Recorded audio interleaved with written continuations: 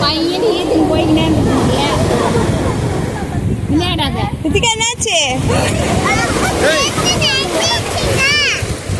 ஏன் நஞ்சிச்சு? அலை வந்து அச்சிச்சு.